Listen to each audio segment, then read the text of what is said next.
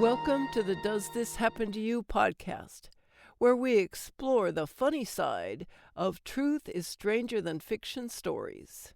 Our story this week is from the book Stripped Down, A Naked Memoir by Stacy Keith. Check it out on Amazon.com. Sunday afternoon at Houston hotspot Sam's Boat, a combination boat prow and watering hole. Outside on the deck, a rare breeze makes the shadows of tree branches do a dainty minuet across my table. I've got a ginger ale in a sweating glass, a heightened sense of dread, and one arm in a pink fiberglass cast. Porn star Trinity Lauren is due to arrive any minute.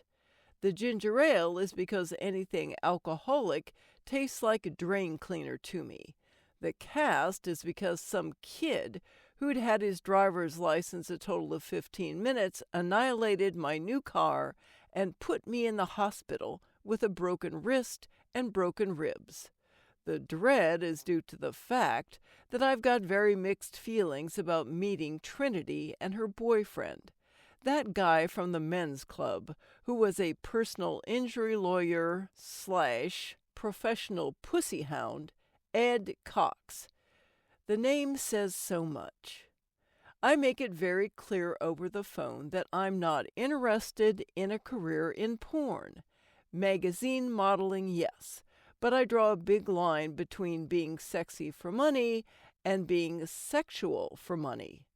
Trinity seems to feel that this is just a matter of pesky semantics, but she sounds intelligent, and I dare say normal, for a woman who's been oinked up the poop chute in multiple films.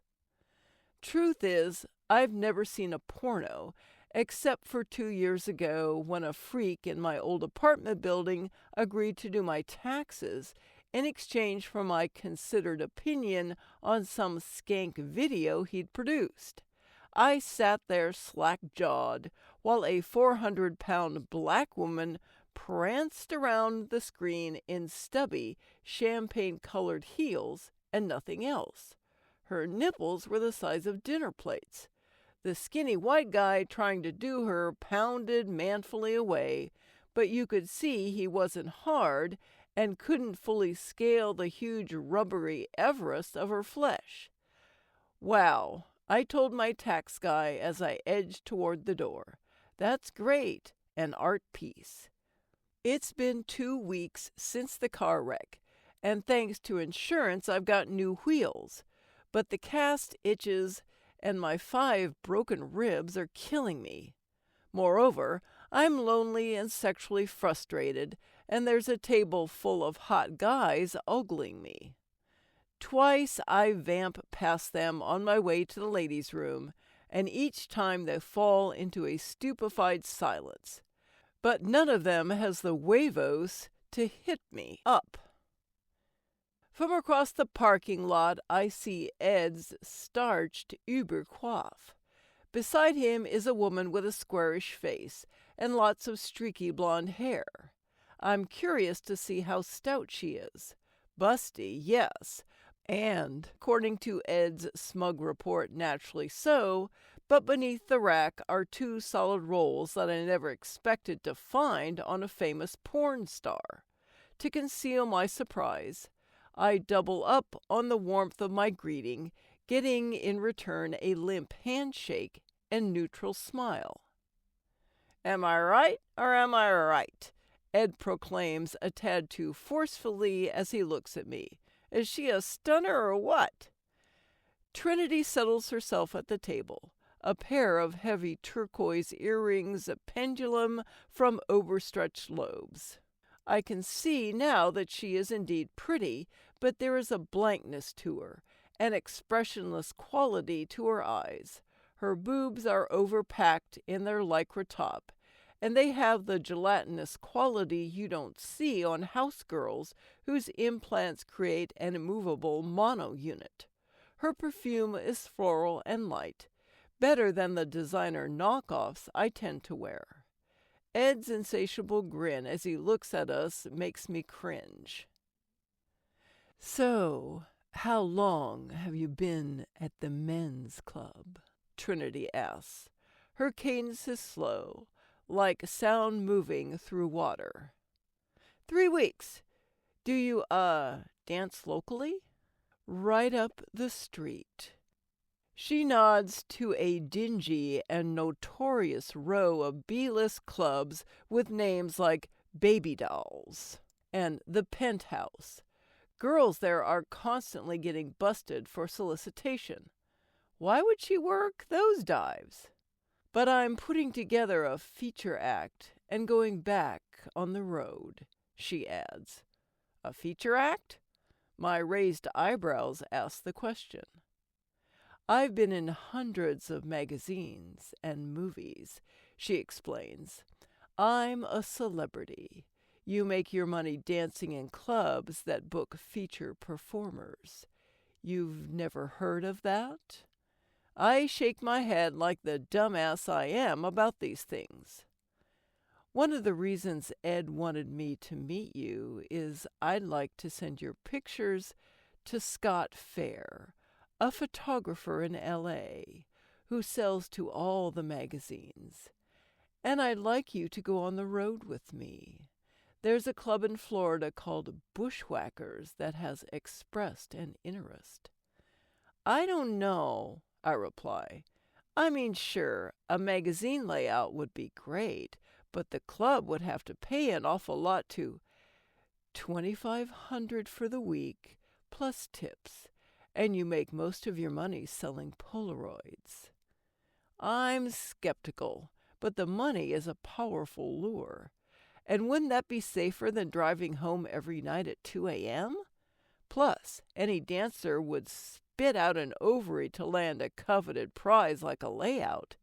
It's the hallowed ground we all seek, ultimate proof of our sovereignty over each other. 3 weeks at the men's club, and I already know this. Ed's my manager. Trinity graciously inclines her head in Ed's direction, who smells like someone dropped a quarter in his ear. I can't be sure, but I think he just whipped his gaze out of my cleavage. Ed goes with me on the road. Ed tries to disarm me with a friendly finger wave and an aw shucks down hominess that makes me want to claw my eyes out. How long will it take you to get me a picture to send to L.A.? Trinity asks.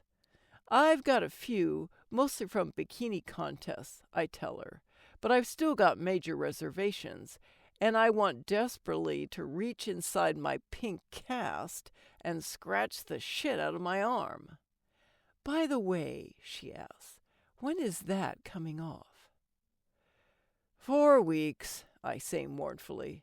Too bad I'll be dead by then.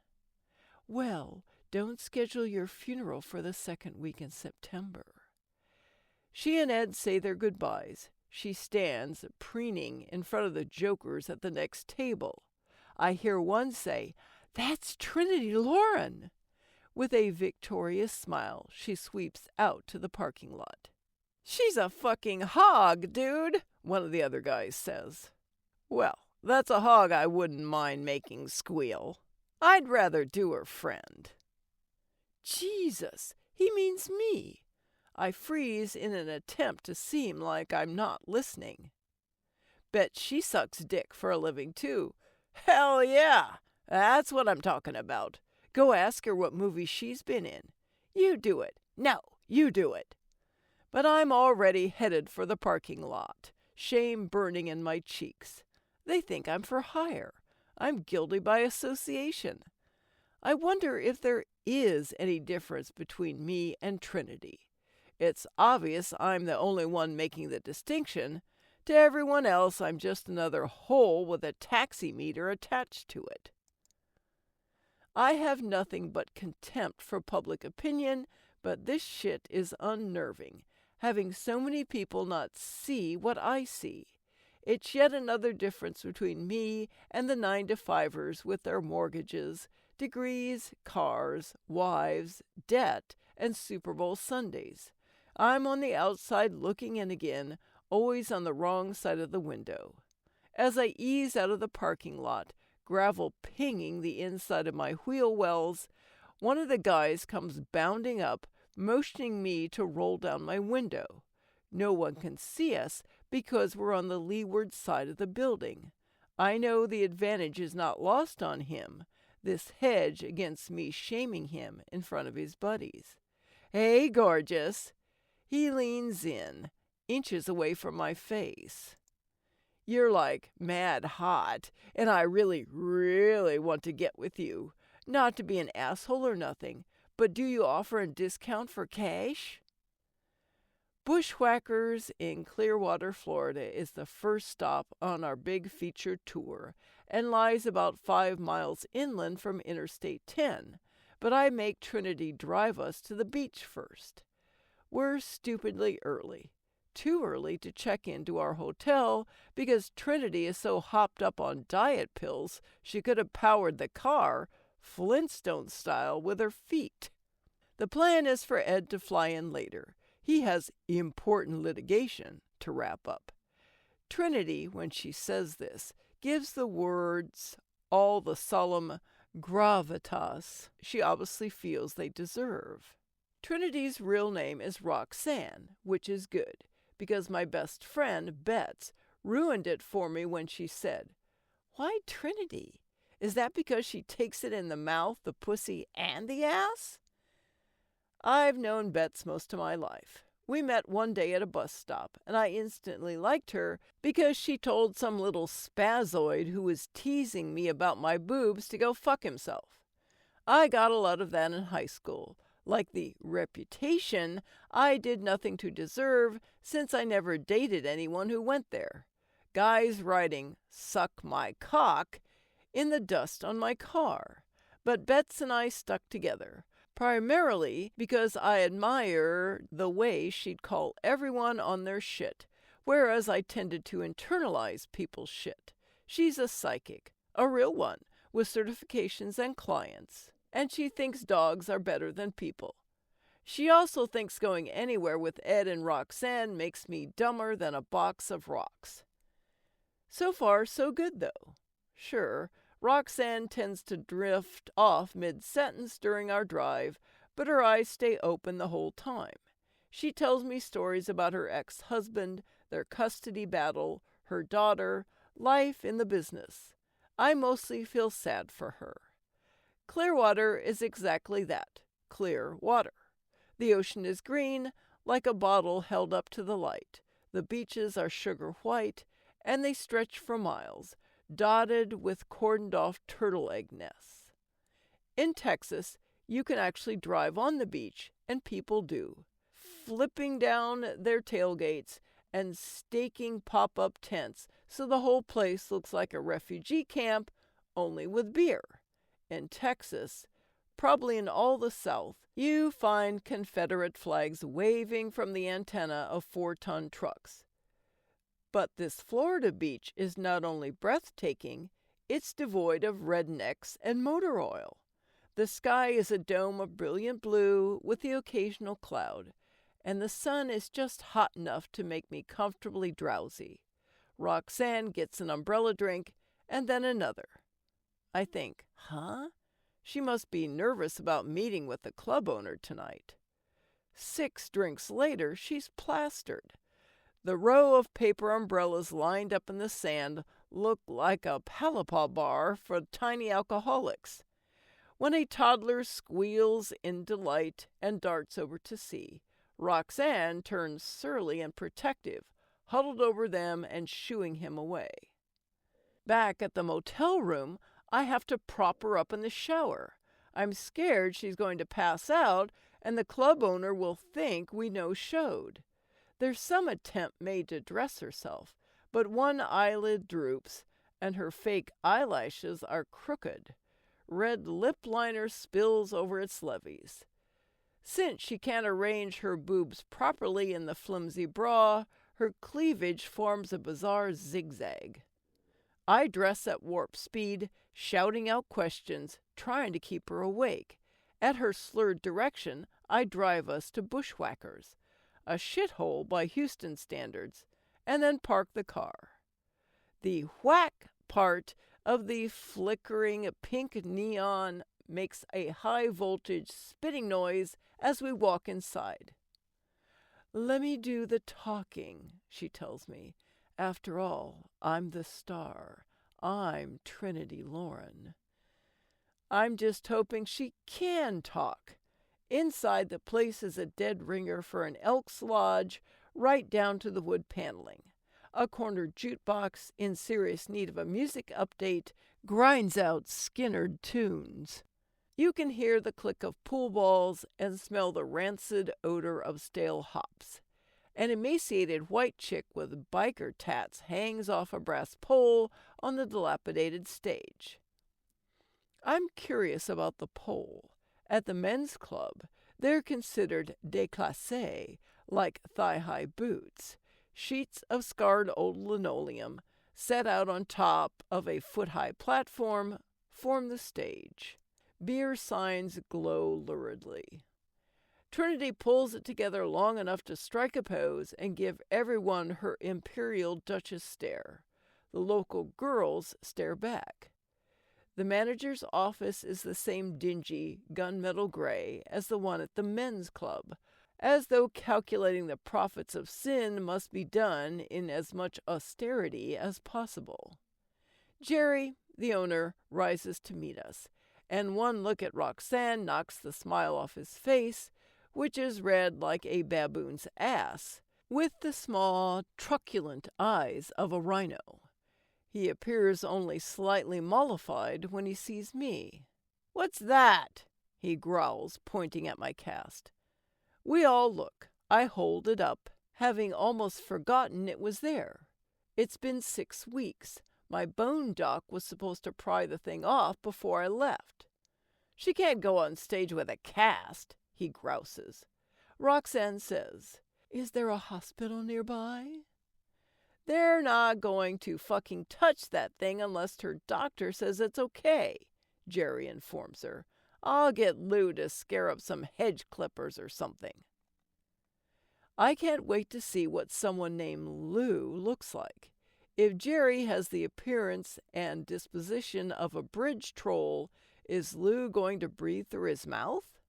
I picture a bulbous forehead and arms that hang about a foot off the floor. When Lou walks in, my mouth drops. Lou's gorgeous.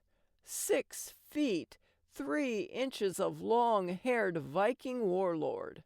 I can't believe he works here. I can't believe his name is Lou. The guy could pose for the cover of a romance novel, be a perfume pitchman, an underwear model. I go all Jerry Lewis, sending a bunch of papers flying off the desk. Lou and I gaze at each other in mute rapture, while the club owner scowls and retrieves the papers. I mentally tick off how many months it's been since anyone's touched me. I want him now, on the floor, as long as I can go until I burst into flames. And it's obvious that Lou wants me too, especially when he sits on the edge of the desk and the denim fabric flattens over his... Oh, my. Roxanne goes, "Pfft," and rolls her eyes. Jerry tells Lou to find some hedge clippers. Feebly, I make a joke about calling them bushwhackers instead, but I can tell Lou doesn't get it. I have the feeling Lou isn't the sharpest dart on the corkboard, but who cares? He's a 10-inch wet dream. "Could you be any more obvious?" Roxanne hisses in my ear. "Fucking the manager is not a good idea." I think about this, but it's hard to organize a rebuttal when your vagina's singing Springsteen's "I'm on Fire" with a wailing guitar and the hell drums. I've spent too many afternoons solacing myself in bed, going to movies alone, holding up with a pile of books so I don't have to feel the ache of my sexual loneliness. Screw Roxanne. She's got that greaseball Ed. What have I got? A drawer full of battery-operated boyfriends. Roxanne can take her moralizing and shove it. Lou comes back with the hedge clippers, and a smile of apology just as Jerry takes Roxanne's drunk ass on a tour of the club. Could this get any better? I lean back in the chair, my knees slightly parted. Lou starts at the top, carefully slicing through my cast. Twice his elbow makes incidental contact, and I'm so pathetically horny, I cop a buzz. He talks, and I pretend to listen, marveling at how muscular his arms are.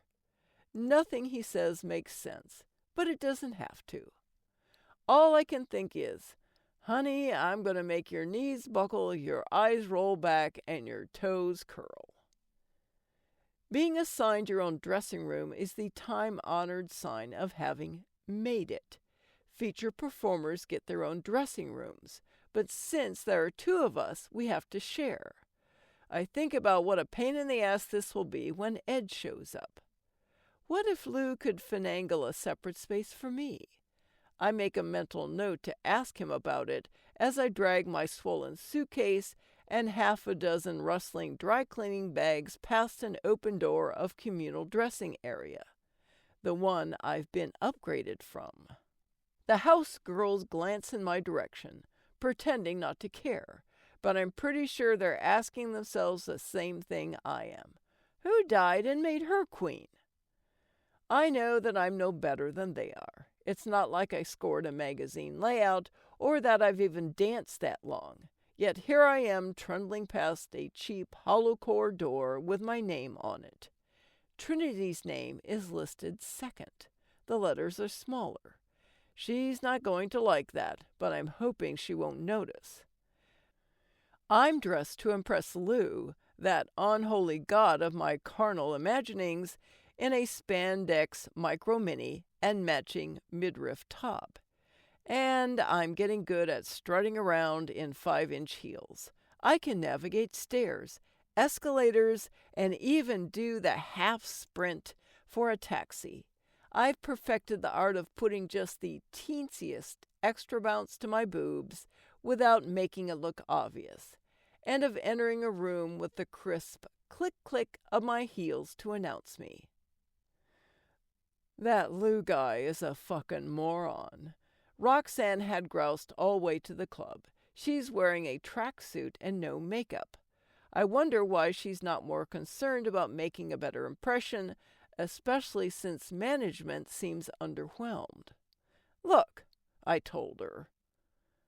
It's been dog years since I've gotten laid. We're only here for a week. What's your problem? Roxanne dug the heel of her palm into one bleary-looking eye. I don't give a rat's ass who you bend over. I just think you're stupid not to charge for it. You mean money? What the hell do you think I mean? Food stamps? Once word gets out that you're giving the shit away. Roxanne, what are you talking about? I'm talking about not being a dumbass. I'm talking about making serious bank and not having to kill yourself for it on stage. My head throbbed as I did the psychological math. It's like my own special brand of retarded, this dipshit assumption that everyone plays by the same rules that I do. Does Ed know you're cheating on him? Does Ed know? Roxanne stared at me as though I was too fucking stupid to live. Ed's friends are my best clients. You let him rent you out? It's business. Ed understands that. You know, love is love, business is business. God damn, you're dumb.